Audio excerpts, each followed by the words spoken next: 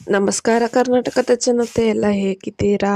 So ನಿಮ್ಗೇನಾದರೂ ಗೃಹಲಕ್ಷ್ಮಿ ಯೋಜನೆ 14ನೇ ಕಂತಿನ 2,000 ರೂಪಾಯಿ ಹಣ ಜಮಾ ಆಗಿದೆಯೋ ಇಲ್ವೋ ಅಂತ ಹೇಗೆ ತಿಳ್ಕೊಳೋದು ಅಂತ ಈ ವಿಡಿಯೋದಲ್ಲಿ ನೋಡೋಣ.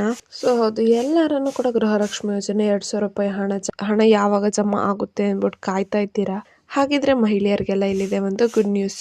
14ನೇ ಕಂತಿನ ಹಣ ಜಮಾ ಆಗಿದೆ. ಸೊ ಅದ್ರ ಬಗ್ಗೆನೇ ಡೀಟೇಲ್ ಆಗಿ ಈ ವಿಡಿಯೋದಲ್ಲಿ ತಿಳಿಸ್ಕೊಡ್ತೀನಿ. ಬನ್ನಿ, ವಿಡಿಯೋನ ಸ್ಟಾರ್ಟ್ ಮಾಡೋಕ್ಕಿಂತ ಮುಂಚೆ ನೀವೇನಾದ್ರೂ ನಮ್ಮ ಚಾನಲ್ಗೆ ಸಬ್ಸ್ಕ್ರೈಬ್ ಮಾಡ್ಕೊಂಡಿಲ್ಲ ಅಂದ್ರೆ ದಯವಿಟ್ಟು ಚಾನಲ್ಗೆ ಸಬ್ಸ್ಕ್ರೈಬ್ ಮಾಡ್ಕೊಂಡು ವಿಡಿಯೋನ ಆದಷ್ಟು ಎಲ್ಲರಿಗೂ ಶೇರ್ ಮಾಡಿ ಮತ್ತೆ ಸಪೋರ್ಟ್ನ ಮಾಡಿ ಅಂತ ಕೇಳ್ತಾ ವಿಡಿಯೋನ ಸ್ಟಾರ್ಟ್ ಮಾಡೋಣ.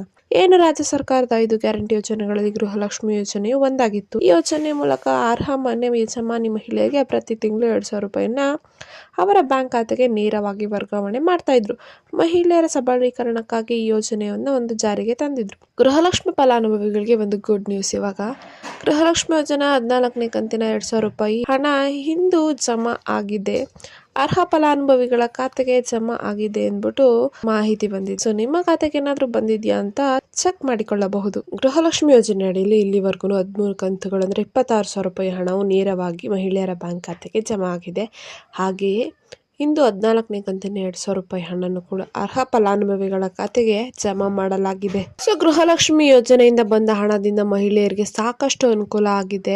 ಈ ಯೋಜನೆಯಿಂದ ಬಂದಿರುವ ಹಣದಿಂದ ಕೆಲವರು ತಮ್ಮ ಅಗತ್ಯದ ವಸ್ತುಗಳನ್ನು ಖರೀದಿ ಮಾಡಿದ್ದಾರೆ. ಹಾಗೆ ಹಲವಾರು ರೀತಿಯಲ್ಲಿ ಗೃಹಲಕ್ಷ್ಮಿ ಯೋಜನೆ ಹಣವು ಜನರಿಗೆ ಉಪಯೋಗ ಆಗ್ತಿದೆ ಅಂತ ಸಿಎಂ ಸಿದ್ದರಾಮಯ್ಯ ಅವರು ಕೂಡ ಹೇಳ್ಕೊಂಡಿದ್ದಾರೆ.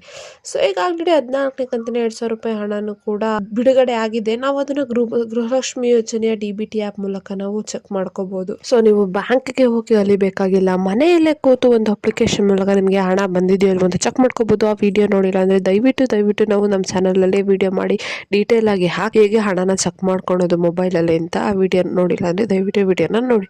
ಕಮೆಂಟ್ ಅಲ್ಲಿ ಆ ವಿಡಿಯೋ ಲಿಂಕ್ ಅನ್ನ ಪಿನ್ ಮಾಡಿರ್ತೀವಿ. ನಿಮ್ಗೇನಾದ್ರೂ ಹಣ ನೋಡೋದು ಗೊತ್ತಾಗಿಲ್ಲ ಅಂದ್ರೆ ಆ ವಿಡಿಯೋ ನೋಡಿ. ಸೊ ಇದಿಷ್ಟು ಗೃಹಲಕ್ಷ್ಮಿ ಯೋಜನೆ ವಿಡಿಯೋ ಆಗಿತ್ತು. ಈ ವಿಡಿಯೋ ಇಷ್ಟ ಆಯ್ತು ಅನ್ಕೊಂತೀನಿ. ಇಷ್ಟ ದಯವಿಟ್ಟು ಚಾನಲ್ಗೆ ಸಬ್ಸ್ಕ್ರೈಬ್ನ ಮಾಡ್ಕೊಂಡು ಸಪೋರ್ಟ್ನ ಮಾಡಿ. ಧನ್ಯವಾದಗಳು.